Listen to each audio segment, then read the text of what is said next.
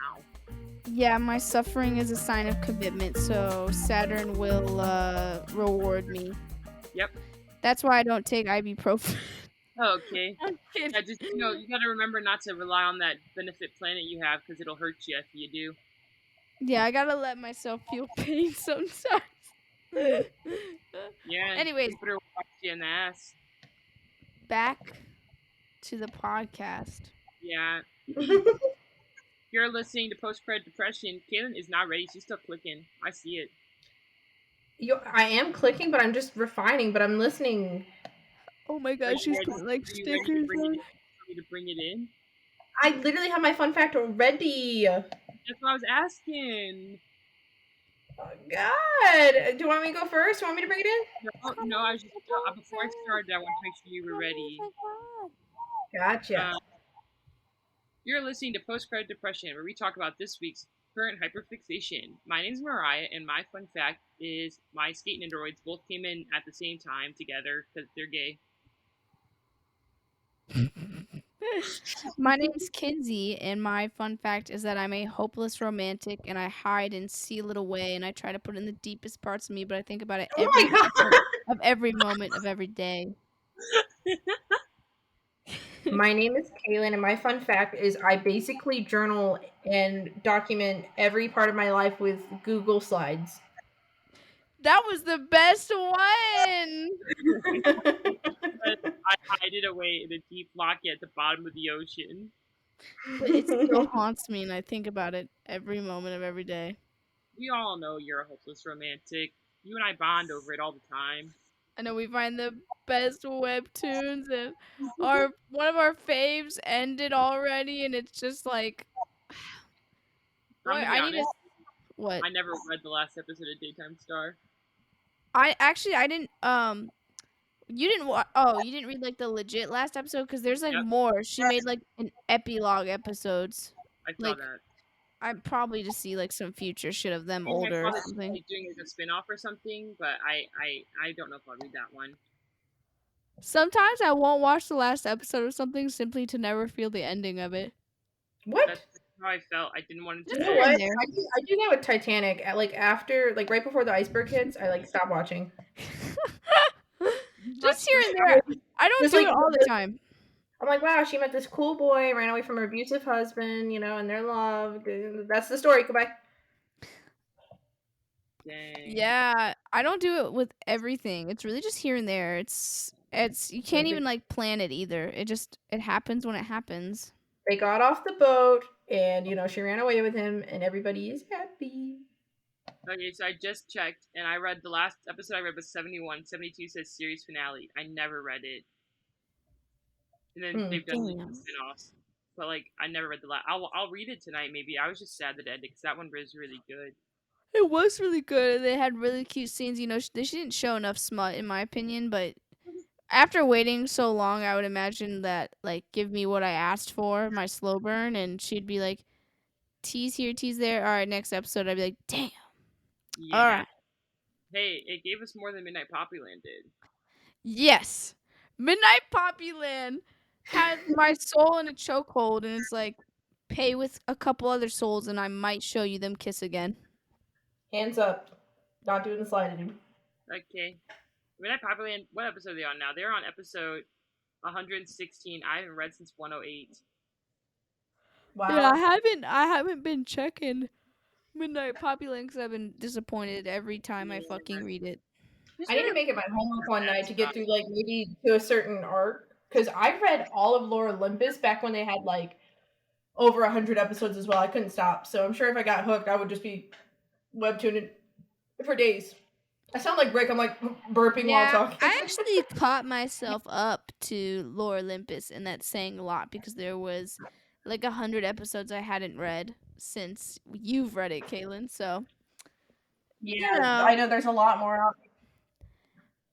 The only thing about binging them like that is I also parts that I probably should remember about Lore Olympus. I think I only remember major plot points, and that there's lots of little details that I would have remembered if I had digested it slower. So binging is not always good. Yeah, that's true. That's true. I don't know. For me, if I'm hyper focused, if I'm binging something, like if I'm literally in love with it, I will remember every detail of it. Caitlin just doesn't. I've experienced our manga Mondays with Caitlin, and she'll be like, "Yeah, I was just looking at the pictures, or I was looking at the words, and I didn't realize." She didn't take it all in. Shut up. Yeah. Maybe I'm just like, fuck all this chit chat. Show me the kiss. Yeah, but it's the little details that really hit off, you know. I know, that's why anime, they make me sit down strapped in a chair and they make me consume it all to get to it, you know? I'm like, I have to go along the plan, the plot. What is plot anyways? Okay, Kaylin, so what are you showing us this week? This week I'm showing you guys the 1997 Studio Ghibli film Princess Mononoke, directed and produced by Hayao Miyazaki himself. I wasn't even alive? I wasn't even fucking alive when this shit dropped? I was alive, dude. Yeah, that's why when you're like, maybe you gotta put yourself in the time, like when you're watching this one. Like, I get it, Howls pops off, okay, animation, story, I get that, but put yourself in this time, 1997. I never said I didn't like it. I was just joking about how I wasn't even alive when it was made. I was still in utero. Technically, I was alive. Yeah, so I showed you guys this movie. Colin just showed me this year, and the first time I tried to watch this movie, I tried watching it on my BlackBerry phone, which I stopped watching it because I was like, this film is beautiful, and I'm not taking it in on this 2-inch screen. So I was like, let's wait for it. And I just never got around to it, and I wanted it to be a theatrical, like, movie night, like, with the lights off, big screen, and I just didn't get around to it. And Colin's like, it's one of my favorites. And I will definitely say it's not my favorite, especially story-wise, but, like, for the beauty of what it was, and, like, you know, just, I love Studio Ghibli films. I like the adventure that it takes me on versus when I watch, like, you know, we've talked about Western media versus, like, other ways to tell a story. And it's one of my favorite movies now. Yeah, I love Princess Mononoke. This is the second time I've watched it, and I feel like every time I watch this specific Ghibli film, I feel like I learned so much more, not necessarily about the plot itself, but like the really big, deeper meaning behind like nature and like being happy and content with what you have and everything like that. And like the freaking romance in it, I know it's very kind of subtle compared to other Ghibli movies, but it's present enough where it makes me, you know, obviously melt away every time I watch it. Yeah. I love their dynamic so much. Kinsey, when I entered the chat, I noticed that you laughed, and I'm assuming you're laughing at the username. Please give me your rating, because I couldn't hear what you said about the name I chose this week. Rating of the name or Ashitaka himself? Yeah. Name? I'll get to Ashitaka himself. Ashitaka, the name is funny. I think you could have done better. I know. I think it could be funnier, but I did chuckle. I chuckled. Thank you. What was that? That sounds like it was Mariah. Amber Alert. You mentioned the romance, and it's like, you know, the story. Ashitaka is the main character. I know the studio called it Princess Mononoke. This film should be called Prince Ashitaka. That's what the movie is really about. We start off with like his curse and his village. So like, how do you like his character? How do you like his like journey? Like, what do you think? I think you're a liar. I don't think the movie needs to be called that. But Mariah, why don't you go first?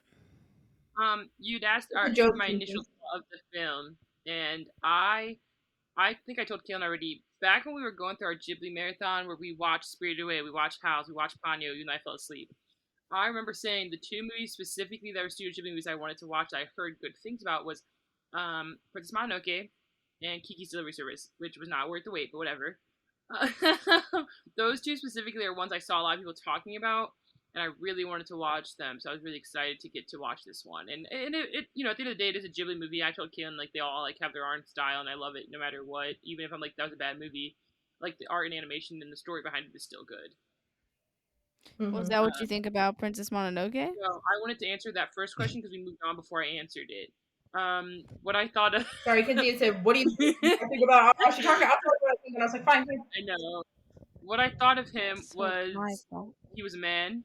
the opening credit that I watched him, I was literally I texted Caitlin 5 minutes into the movie, and I said, "I'm crying because why is this man getting like banished from his village?" And I was so sad for him. And I was like, "Is this a sad movie?" And Caitlin just said, "Ha ha ha ha." And then I saw the other scene where he bow and arrow the guy's arm clean off, and I was like, "Caitlin, what am I watching?"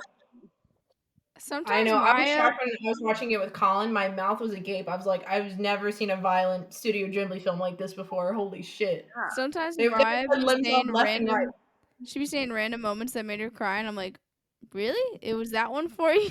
I have empathy, and like, you know, it was a really deep moment because like you can tell it's like really ingrained in their culture about preserving the village, which is the only reason they were alive 500 years after the emperor tried to wipe them out. Well, And they're really cool people. I was actually gonna ask, why did they banish him? That's something I didn't Because understand. demon stuff was spreading through his body, and if anyone touched it, they would also be consumed by the demon. I think So that it's more like a safety thing. I think one of the underlying plot like analogies the story tries to tell is like, for example, that she said, I found this ball of iron in the boar. This is what caused him to be a demon.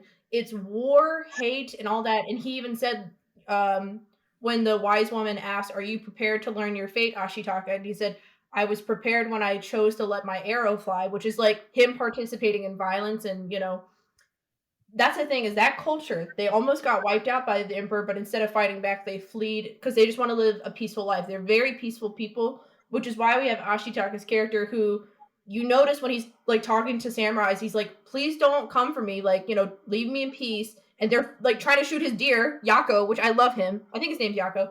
And so he has no choice but to defend himself and defend innocent people, which is why he saved that woman, why he saved his sister in the beginning. So the village is trying to preserve their culture of peace, and they're like, you know, Ashitaka, you're already, you know, the poison is spread to you, you're cursed, and unfortunately, you have to go. You know, that's just our culture. And he respected the fuck out of it. Like, I'm sure he was sad, but he's like, you know, I have to go. I chose to let my arrow fly to defend my sister, and now I have to be the one to pay the price. And then the sister was sad, and then I got sad. That's what I'm happened. over here thinking about life and death towards like the middle end of the movie, and I'm like, oh shit. I mean, that was very deep. The way Kaylin explains it now, I'm like, oh. I did notice that he was so peaceful and he came from such a peaceful village, but I didn't really like connect the dots that he was like, yes, I, chose it when I shot that arrow, aka I chose violence instead of peace, and I didn't think about how peace was maybe like a huge thing that the entire village themselves believe in, and not just Ashitaka, because you can see throughout the film that Ashitaka doesn't really want to fight ever. So I thought that was more like a him thing, but you're right. Yeah, and I mean, I don't want to cut you guys off because I'm like the one kind of talking about it, and you can think whatever you want. To be honest, compared to most Ghibli men, he's not necessarily the most attractive or the most interesting, but he was such a sweet boy, and I loved how no matter where he went, he just wanted to help like the general innocent people, and he wanted to defend. He was like a defender versus like, you know, I don't know, picking a side. He wanted like the people of Irontown to be okay and just like please leave the forest alone. And he wanted the forest to just like chill out and like, you know, calm back down because all of you gods are upset, I can tell. But if we stop fighting, we'll be okay. Like if we stop messing with nature, you guys won't get this slime monster come after you. Like that was his whole thing. What it did. What's that? I said he's better than me. Wait, so you want to know our opinions about Ashitaka now? One more thing, and he gives me Link Quiet Boy vibes, and I like it. Fuck you. I was going to say that. Fuck you. I was going to say throughout the entire film that Ashitaka was just like a brunette Link, and that I was like obsessed. I was obsessed with how kind and quiet he was, and he wasn't like quiet out of a place of like I'm better than you. He's just a little shy boy. And I was like, wow. And then he's like in love with this aggressive, feral woman. And I was like, that just sounds lovely to me. It just sounds like a lovely dynamic. But Ashitaka himself, if you're asking me like what I rate him or what I think about him in the Ghibli universe, I think him, Howl, and what's his face from Spirited Away are like Haku are like the big three in Ghibli movies. Haku placing third. Ashitaka simply only placing second because he's just not as physically hot as Howl. but he would have taken first considering of how he treated, Princess Mononoke. Hey, I respect the fuck out of that answer, and I am very happy to hear that like he placed that high. I see gifs all the time of him when he pulls that arrow out and he has his sword in his mouth and he goes ding ding ding, right? And every time I see it, I'm like, yep, you're still hot as fuck. Like every time, I never get tired of it. Or it's the screen grab of I'm going to kill you, I'm going to slit your throat, and he's like, you're so beautiful. I know, I'm like, they don't make him like that no more. Yeah. Mariah, what do you think of Ashitaka? I agree with what you said. His character design was very basic for me compared to the other characters, though. So, like other Ghibli people, not just this movie. But it's and I noticed too that like you think about the time as well. Like this is one of their earlier films, and they put their whole character design into Princess Mononoke and her design. And I think that just for a basic, humble, peaceful village man for a 1997 film, like I don't care if he's basic. Your character sold me enough. But I mean, obviously, Hal's coming up with the wizard riz. So is it really a fair race? But listen, Ashitaka literally goes like neck to neck with Hal simply because I love his fucking personality. I'm literally like, you nonverbal motherfucker. Like you could probably beat Hal in a race. Like he's really good. I like him a lot. When you compare it like that too, it's like Hal be having temper tantrums over his hair color, but like we're not gonna talk about that right now. Oh, that's funny.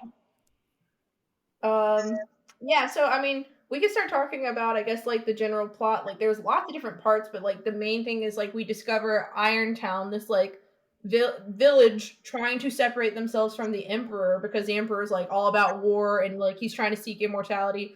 But at the same time, like there's this like political village is like trying to defend itself because they don't trust the Emperor, but they're also like, I need certain riflemen and stuff to be a stronger village, so we need to help them go get this head, and we're always attacking nature so we can get more iron. And there's like definitely this I personally like the conflict that he set up because at least the way that I see Irontown, I think that they're a bunch of women trying to get away from the misogynistic empire, and they're doing what they have to do. Like Mariah said, they literally brought a gun to a knife fight when they are shooting down the Emperor's swordsmen, but like that's what you gotta do when you're a woman in this world. But they are kind of fucking with nature at the same time. So it's like, they make me feel for the women in the town. They make me like, I don't want you to go back and sell your body to the, like in brothels, but also you probably shouldn't kill, the spirit of the forest. Yeah, I mean, the story obviously was very strong about war and like nature, because even nature, like the animals in nature themselves were like at war with each other, and there's a lot of war and control going on throughout the whole like symbolic in the film. I know the wolves kept calling the pigs stupid and stuff, and I'm like, Jesus Christ, y'all should do each other. I didn't like that. They kind of were. Come on. They didn't move their mouths, and they were just like this. They were like, and then they're like, we have a problem with you, and do you trust this human? But they were like, listen, that's just how animal gods talk, dead ass. Like they just look at you and they translate into your like cerebral cortex what they were saying. But anyways, what Caitlin was saying about like the war and like the plot, obviously I didn't like Irontown. I didn't like what they were doing like with nature, but I actually felt so bad for the women that they just want to live their lives and not have to live in brothels. Like I know obviously I'm a woman, so I'm going to be thinking about that and feeling more empathetic towards it.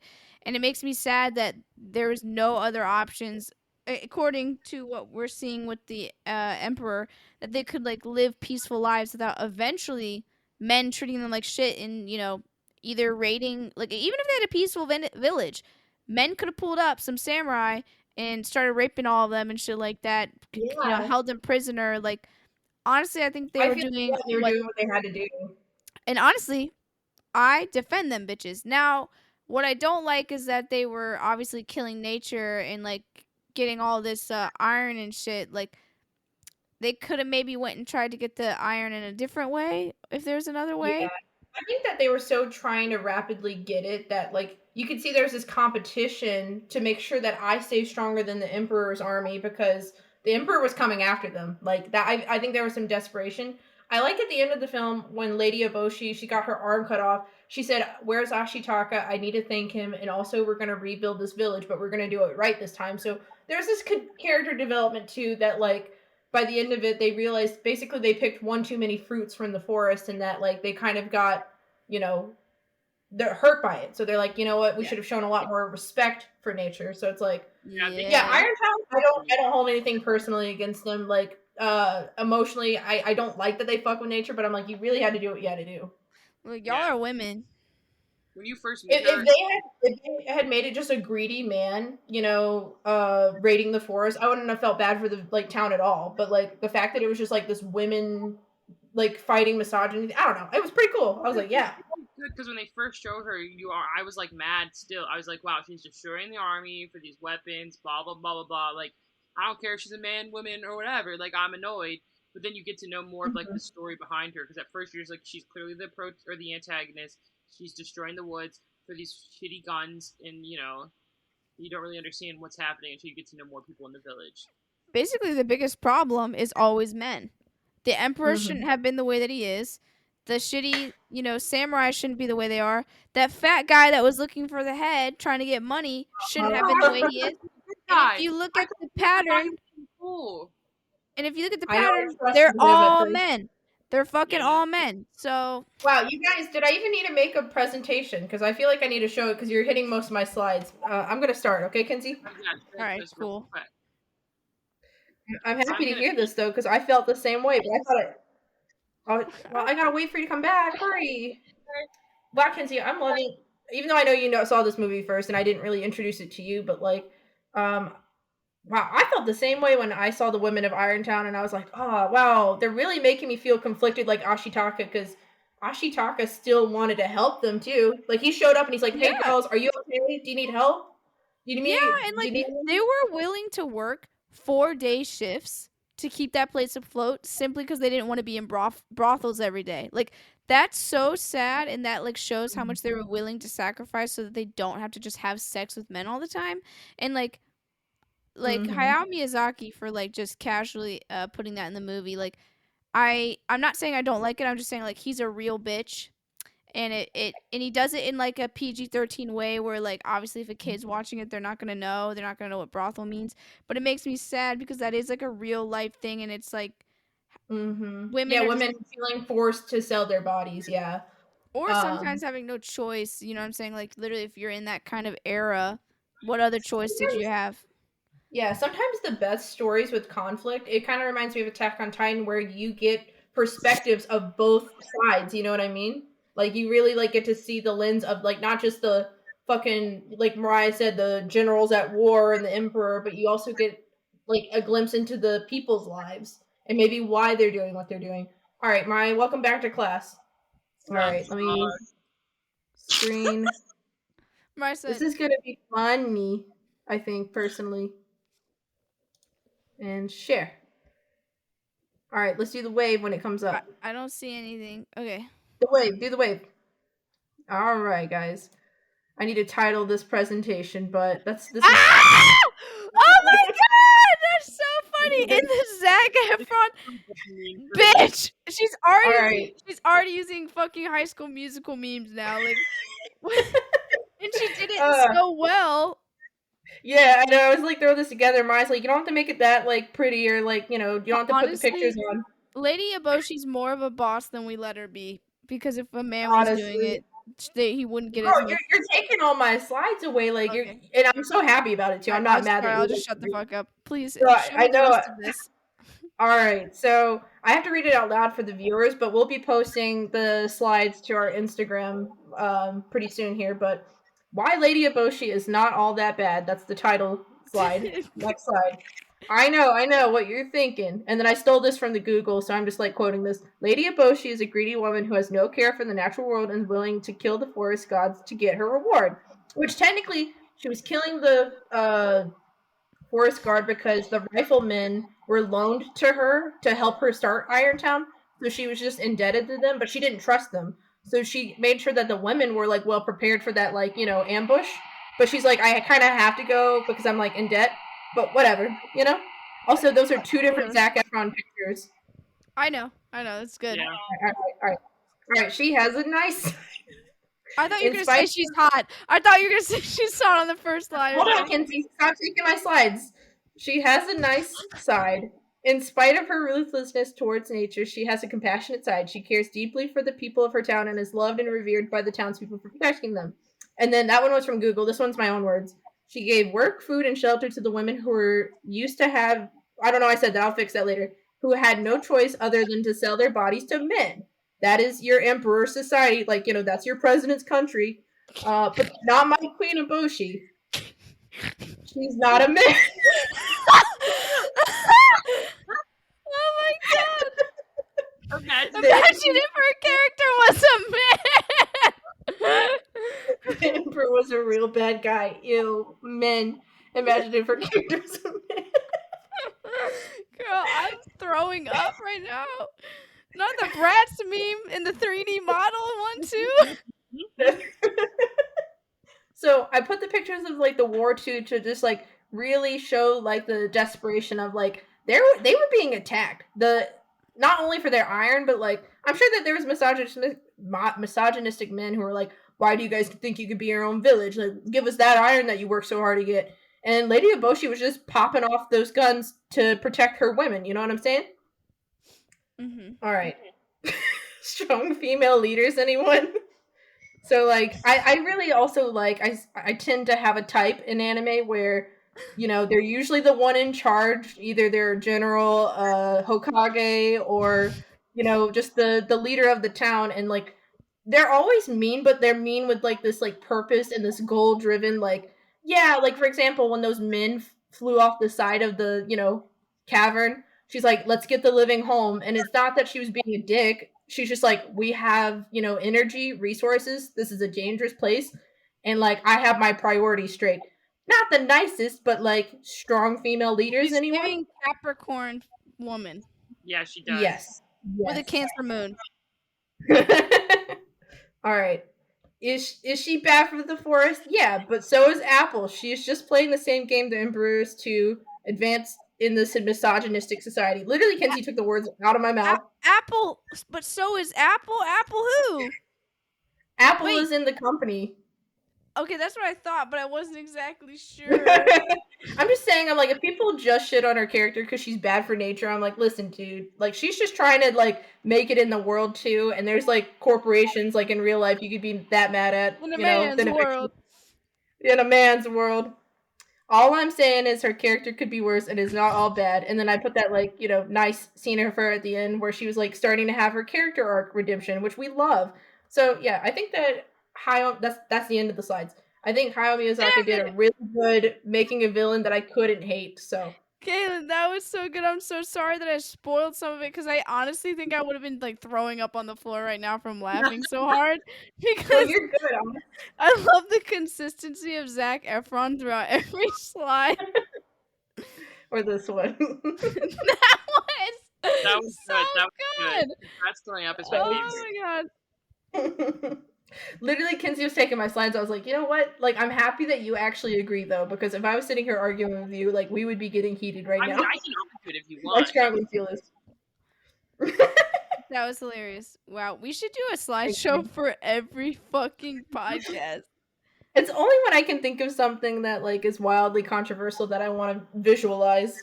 Lady Eboshi is just an example of a strong female character in a leader role. I gave other examples in the slides. You'll see later, guys.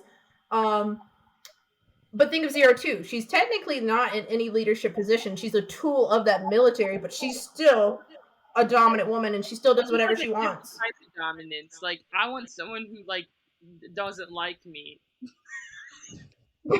I want to earn it. I want to earn the love from someone who doesn't like me. I want someone who's straight mean to me.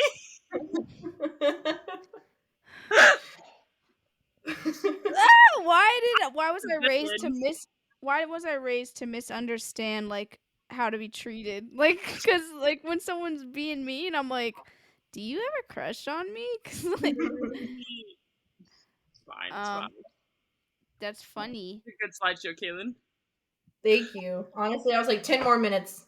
Honestly, I think Kaylin kind of summed up the human aspect in regards to, like, the humans fighting one another. and a Boshi like side story attacking the forest for the things she needs to obviously kill the other humans. So I feel like it'd be like a good idea to talk about now our relationship with like seeing the nature side of the story and Yeah. what did you guys think about the gods, how they worked? What do you think about like the main guy? What's his face? I'm just calling him Life or Death. Another The thing spirit I of the texted forest. Jalen was, why the deer look like that? That scared me. Jump scare.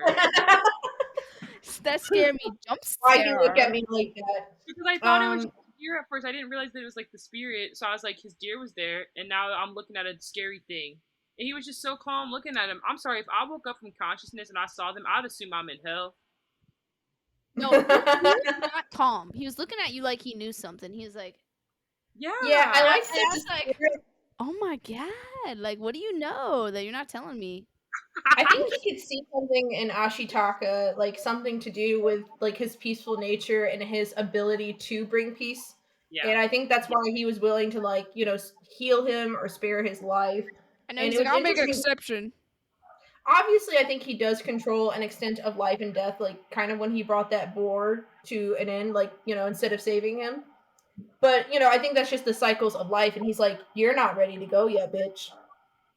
Yeah, You I know would something agree. I think all that he was trying to help something, and he was like, "You're on to something. I'm gonna give you another chance."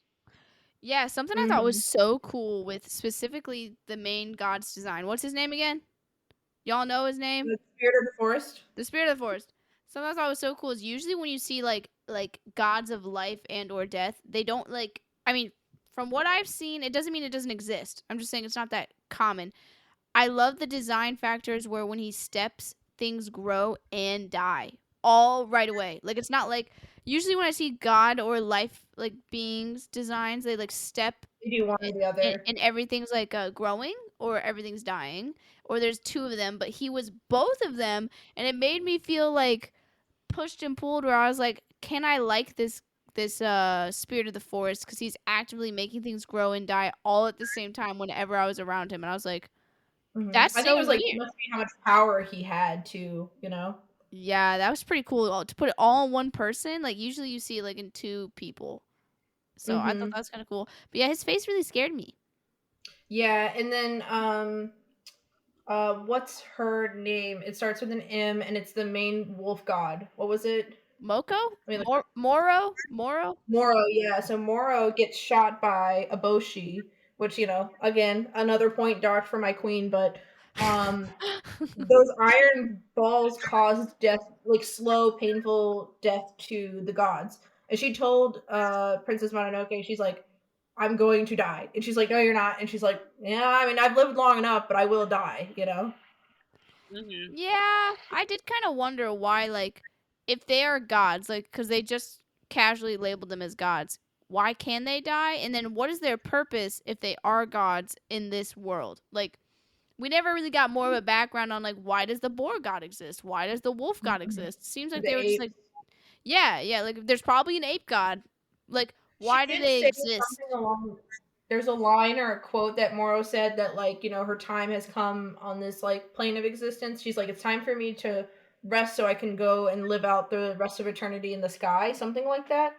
So there must be some sort of cycles, kind of like how when the god stepped, and it would create life and then death, and like I'm getting this whole cycle feeling with this fantasy world of gods, that like So, the like, gods are living beings. maybe their role is to help humanity and like grow and change, and she's like from an older era or something. Mm-hmm. I don't know. They didn't Yeah, really and talk it's about like what were their roles in regards to humans. Like do they help humans? Because it seems like they all fucking hate them for good reasons. But yeah. like why do we got gods on a plane of humanity if they don't really want anything to do with them? I mean, you got Raiden Shogun. She loves her subjects. She just wants to tell them everything what to do. Like you can't do this, you can't do that. And Wants if to you be a disobey me, I'll kill you. Like at least she wants to be around them to a Or certain women in leadership, men. I should put her on the slides. Hold on. I mean, yeah, the reality is Caitlin, edit the slide later. yeah, I guess like they're not going to really give an answer to why this god exists, and I feel like it's fitting for like all of them to have their own gods, and I think that it probably, I mean, it's Ghibli, there's always some deeper thing or something that doesn't make sense till you watch it, like the Like, 80th time.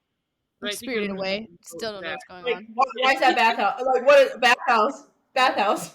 yeah, Afterlife bathhouse. I think it's Yeah. interesting to note how you were saying like the prince Afterlife came train from like station. this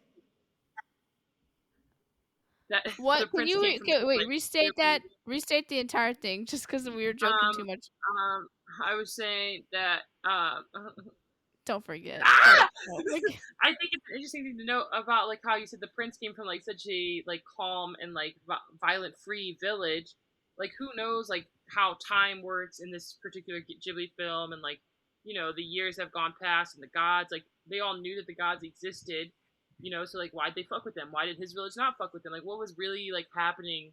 I think what we need is more information from the village he came from to get a better understanding of like the civilization now. I think yeah. what Kinsey's saying too is like we need a better visualization about like maybe what the purpose of the gods were in relation to humans, other than hating them if they're going to be on this plane. Because Yeah. Yeah, Lady Eboshi said that if they could get the head of the forest, that all the animals would just revert back to mindless beasts, and it would be easier to mine the ore, which obviously didn't happen when they got it. So that was a weird rumor you heard, girl.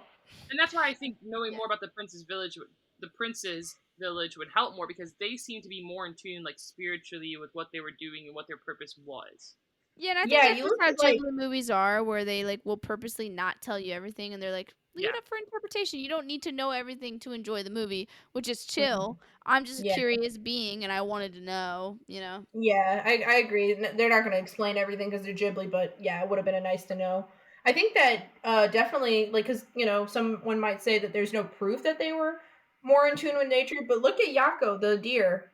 Like, he was so vibing. He was the best pet I've ever seen in Ghibli. Like, I he know he showed was up for so him. cute. Even when he got shot, he was like, I I know. don't want to leave you behind. And then Yako told Princess Mononoke everything. He's yeah, I love this guy. I lived with him in this village, and he takes care of me, and I love him. And like she's like, okay, so I can trust him. And he's like, yeah. Yeah, dude, trust That's him. something I really like, is that the animals can speak, and sometimes you don't get to hear what they say at all. Like, because I noticed that Princess Mononoke would talk to a wolf, and he'd just look at her, and she'd be like, "Yeah, exactly." And but then sometimes he would speak because we would be able to understand him. So during the He's like, times, I eat the deer. yeah, yeah, during the times though when we couldn't understand them, I thought it was so cool. Like when Moro had said to Princess Mononoke, he wants to spend the rest of his life with you. Like, did you know that boy wants to spend the rest of his life with you? When there was no time or moment when we got to see Ashitaka like think in his head that or say that out loud, and I thought it was so romantic that it was like Mhm. Yeah, because obviously, she's a god and she knows. She's like, I know like what he's here for, or not what he's here for, well, but what like he's I know, thinking and what he feels, what he wants, and I, like I know how where this path is going. stuff. Yeah, like in general, like she's this omniscient being in the sense of she understands what he thinks, feels, and wants. In the sense of he's a human. I'm not saying she knows that for every god, but I'm sure she knows that whenever she's in a human's presence, it's almost like you can't hide anything from this god. So I thought it was so cute that she was like, "Yeah, by the way, you know he wants to spend the rest of his life with you, right, girly?" And Princess Mononoke was like, "Oh my god, bro, chill!" Like she got flustered. She was like, he "Stop!" did. Like I was like, "Girl, same, Yeah, same." and then when the wolf was basically like, "You're either with us or against us," kind of thing, because she was like, "Are you still going to try to help Irontown?" Yes. Well, are you trying to help us? Yes. She's like, "Well, you can't do both. So if you leave, I'm going to kill you." You know. Yeah. So she definitely had this like, "I respect you, dude, but those humans are fucking with us too far," which they were. Mhm. I had So asked Kaylin the scene where the boar died. Sorry, you were talking about the wolf dying. When the boar died, the boar was blind. Do you think it when was the god creepy. touched it, it could see before it died? Like it I could don't see the think god he in was front a of it. I don't think he was alive when the god touched him. I think as soon as when the god touched him, he died instantly. But when he died, he went right before he like took his last breath. He was like, so do you think he was able to see the god in front of him right before he died? Maybe. I mean, just from my guess, I don't think so, because I think that he was being possessed by the demon kind of energy stuff, and the god was walking over him to actively make the decision to kill him. So once he got over there, he got his little weird human, deer nose, and he went and booped him, and that man died. So I'm just like, well, what would be the point of him being able to see right before he dies? Unless it's like, I not necessarily see, but I think he's like able to see the god in front of him alone. Like it's almost like a relief, like, oh, my life wasn't wasted type of thing. Like you're here in front of me, and I yeah, can go in peace now. I could see the spirit of the forest doing that to calm him down, to be like, now accept death, and like the boar sees just like the spirit of the forest like right in front of him. But maybe not physically. Maybe it's more of like a mental thing, like in his head kind of thing. But we don't know. I'm just telling you what I would think. Man, after the boar ambush with I wouldn't shoot myself. Yes, Caitlin? Okay, that scene with the boar right after the ambush against the boars. Also, technically, it was the riflemen who ambushed the boar, and they also killed some of Lady Eboshi's people in the mix. So again, not my lady's fault. And when he was like with Princess Mononoke in the woods, and she was like guiding him to the spirit, that scene was so creepy. I was watching it in the dark. I get chill bumps when I think of the oh my god, the guys in the skins, and he's like, my brethren, and she's like, no, they're just men, and the way they were, I'm getting chills. I can't even finish saying it. Like, oh, it freaked me out, Actually, dude. I don't know about you guys, but I almost started crying when I saw all of the boars got blown up. Like when I first watched this movie, I don't think I physically took into consideration, like I don't think I saw the boars in the air being blown up, and I got so sad thinking about like the maliciousness behind humans not giving a fuck about animals being thrown that high in the air kind of thing. I don't know, call it the autism when I cry whenever I see an animal dying, but like I actually started tearing up for a second. I was like, that was so like Toothless is about to drown. that was so like inhumane, and I know they're animals, but like, you know what I'm saying, like I was just like, wow, like that. I don't know. Like whenever you see like crazy atrocities of how people can die sometimes, I was like, how did somebody like press that button and not feel bad at all? I don't know. But then yes, what Kaylin's saying with like specifically the humans underneath the skins, my skin was crawling when I watched that scene because it feels so uncanny valley. I'm like, oh god. I can't even finish talking about it. It's like that's what it does to me. Also, I think it's like the what's that word? When Victor tells him to pick his music and he gets a choreographer to do it. What's that called? The piece, the music. Oh, I don't remember. The music. Anyways, the music, the orchestra of this fucking film, whatever, was so good. It made the funny parts or the lighter stuff, like they'd add the music like dun, dun, dun, dun, dun, like, and I was like, oh, cute. And then during this part, the I was like, ah.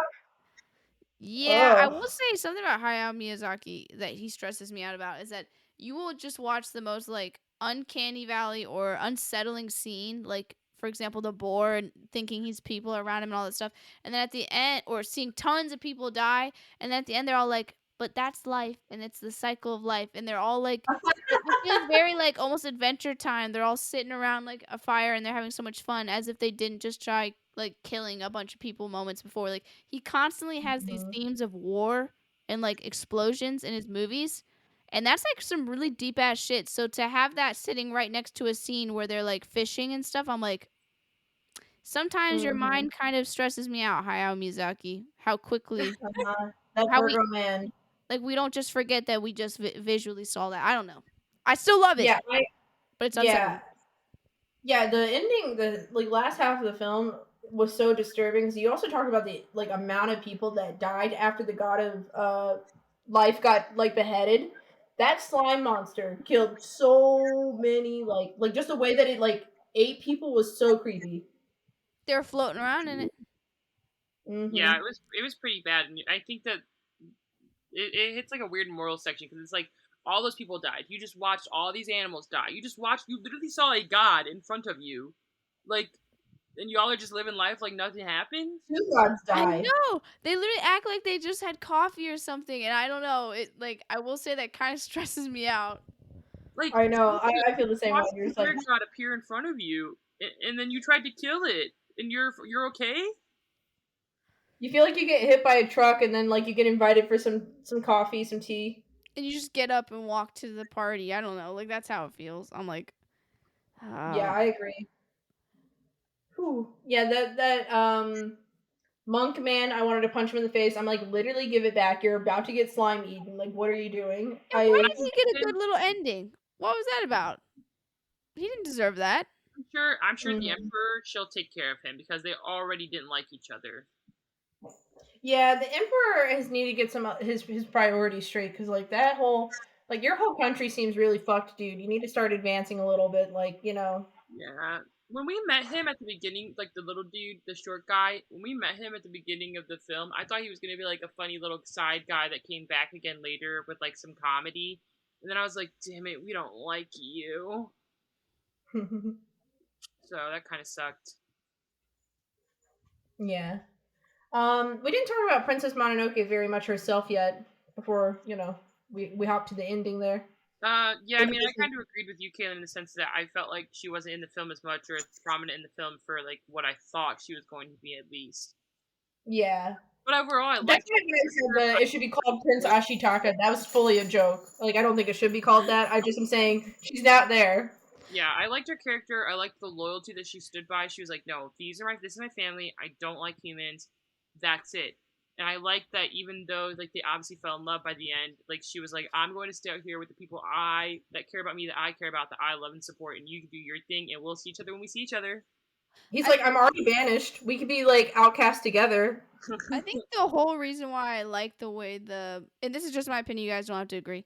The reason why I like the film being called Princess Mononoke is so like there's humans against nature and there's humans against humans. And Princess Mononoke is the first physical evidence we see of humans living with nature symbiotically, which is what Ashitaka wants in the entire film.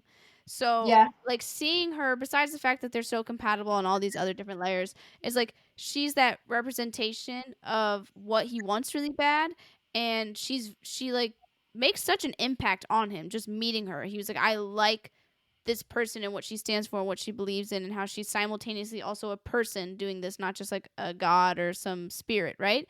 So I like how she kind of floats around the film as this thing that's not necessarily the main plot, but like very intrinsically important to the plot, you know? Yeah, I definitely agree that the film should be named how it is. I like joked with Kim like, yeah, they should rename it, but I think that the name's really good, and I think that her character does such a good job for being prevalent in the film. I just thought that I was going to get more information about her as a being than when I started the film. I like that. Yeah, I like that you guys bring it up to my attention like that because I think that if you imagine the plot, take Princess Mononoke out. There's still the wolf gods. There's still the boars and Irontown and all that shit. Like he could still have those interactions with the like wolf and stuff, but like the way you worded it, that she symbolizes this humanity that can exist peacefully with nature, as well as just being like she's also a pretty girl, like, and I would be down for spending the rest of my life with her. I like that symbolism that and that she is just something kind of floating around that like he can't necessarily like like he's capture. actor. Yeah, I mean, and you see her constantly push him away in the movie, even in that last moment when she was like, fuck you, like you chose the human side, and she stabs him with the necklace he gave her, and he still continues to hug her when he's actively being, he has a little knife in him. So what I'm saying is like she's like this thing he really wants to understand and be around because it's something he values and aligns with, and she's constantly just like just 2 steps ahead of him. He can't catch up to her, and like the movie of them coming together and working something out, I feel like is so symbolic of the literal movie itself, like humans learning to live with nature, and that like he can't control her, not that he ever wanted to, but like if he wants to love her and be with her, he has to accept this like wildness, adventurous side to herself, and it's not something to be afraid of, it's just a part of who she is, and he like learns to like flow with it and not try to bend her will to his.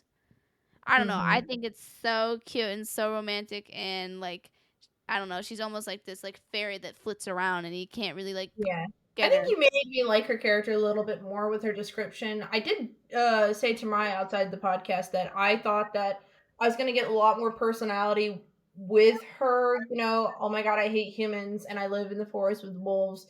And that she still gave just a little bit of like, you know, I'd say a stereotypical like Studio Ghibli girl that still gets like really shy and like, you know, is quiet. And I'm like, you know, I guess I wanted to hear her, you know, talk more, be on screen a little bit more, show me like I wanted to learn more about her. But, you know, I guess in the art form of like she's this, you know, mystical thing, this little fairy that hops around from place to place that like Ashitaka is always trying to like catch up to, you know. I can forgive it a bit more because it's also just Studio Ghibli.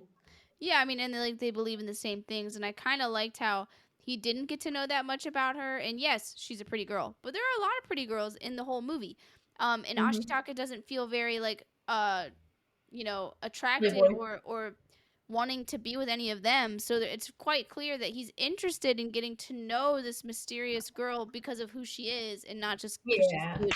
So I like the whole like chase of that, like where when he said all like the women wanted his dick. I know, Like he all the wasn't women in interested. our So like he definitely liked Princess Mononoke for more of a deeper reason, and I found that like chemistry so romantic. And when he says she's beautiful, I don't think he meant it like she's physically beautiful, even though she is. Like he really loved like her vigor and like her passion and like what she cares about, and he wanted to know what she's like. You know, the demisexual in me was like, wow, wow, you still chase her after the demisexual was doing that to you while I was just enamored by the big pretty general lady. I was like, wow, look at her giving these engineers stuff to do after they like, you know, got injured. Wow. Wow, you're such a strong leader. Wow. I think she's beautiful. I really do. I think that we're on the same page about a lot of it, and I mean my overall reviews I really liked it, and I love the conflict. I love that like for a story that like we've seen done multiple times about like even the Lorax, they're like, you know, hey, don't cut down all the trees, dude. And clearly it's bad to cut down all the trees and bad things happen when it happens. So like we kind of have that story again, but I don't hate Irontown and I hate the Emperor. Like if anything, I hate a man that has never showed his face on screen once, you know. But I think that's the art of this conflict, and that like you know I really appreciate you know the political parts to it, even though you think I wouldn't. So it's still it's going to be one of my favorite Ghibli films. That's nice. What's your guys' overall review? Mara, did you want to go first? I didn't love it as much as I thought I was going to love it. That's like my only like opinion of it. Like going into it, I was really excited based on like what I've heard of it. And remember, I told you guys like years ago, this is one of the ones I wanted to watch. I did not love it as much as I wanted to. Dang, that's so sad. I felt the same way. Dang, I mean, I don't think first impression, I fell in love with what it is. Yeah, I think the vibes are not what I thought they were gonna be. So the first time I watched it, I was indeed disappointed because I just expected something different. But I ended up falling in love with the story for a different reason. It's not one of my top 3 favorite ones, but I like the movie. And then another question I had is, I didn't bring it up at all, but what do you guys think of like the backgrounds and like all the pretty gouache paintings? Like, especially for me, I made sure I watched it in the dark and with some popcorn, and I thought it was like so pretty. Personally, I know it wasn't Hal's bedroom, but like, man, I just really appreciated that. Really pretty. There's never any complaints about the art style or how people are drawn or anything like that. Yeah, I thought it was pretty. Not some of my favorite backgrounds from Ghibli, but I think it's just this movie has a little bit more serious of an undertone. I will say the Spirit Forest, I wish I could have saw more of, just because it had this ethereal kind of like stillness to it. I wanted to be in there. I was thinking about touching the grass on my toes in the water. You know how there was like grass? Yeah. I was like, we could have our cabin right there. We could live there. No, I was thinking the same thing. My favorite paintings like simply were like maybe when he was on Yako and she was on like the wolf pups, that like the grass and the flowers, and I know it's simple, but I'm just saying I really liked watching those like gouache paintings that big of a size on my TV. I really like was taking in all of like the admiration for like that level of like painting. Mhm. So I know that's a simple one out of like what you guys had mentioned, but like I just thought it was so pretty. Yeah, I did. I liked it. I feel like I liked the movie for different reasons, and obviously, I'm always gonna ship Ashitaka and Princess Mononoke. I think they're so cute. Mhm. I'm There's always something going to else be I want looking to say, forward but I to. can't remember, so I'll just ask you guys whenever I remember later. It was Yeah, like, we can always bring it up on a podcast, on a different episode. Our real Ask fans will end up hearing again. how important that was. Oh, would you guys share Princess Mononoke? yeah, I'd share Princess Mononoke, Mm-hmm. Yeah, but I don't know how people will receive it because I definitely think it's kind of like it Kind just of like all depends. Ghibli films. I would Yeah. argue that this one's not as complicated as other Ghibli films. I would feel like if I showed this one to my normie friends, that they would understand the message clearer. Than I Oh think like my no, normal I friends mean would find like it I boring. don't know if it will always be liked, is what I'm saying. I think out no, of all the Ghibli movies, it'll be very much more understood compared to like Spirited Away's craziness.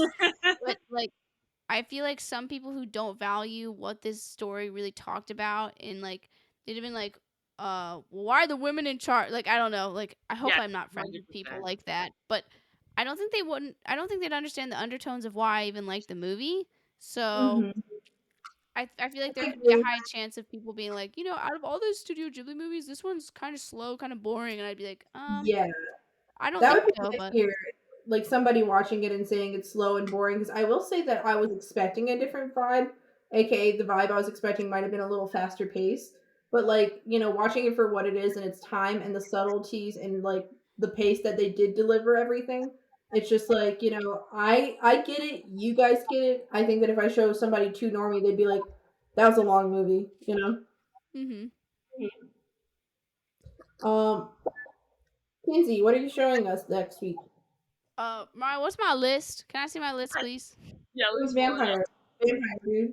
I wanted to show Vampire Hunter D, but I was like, should I wait till Halloween to show that one? Because that's like a good like hunter, kind of Halloweeny kind of thing. Mm-hmm. I wasn't sure. This is actually on my wall where where Kaylin is at. If she could read it out loud. Give me 1 second because I need to. Sticky note that says. I always choose based off of intuition, so I don't want to hear any There's complaints. a list right on the wall, Kaylin.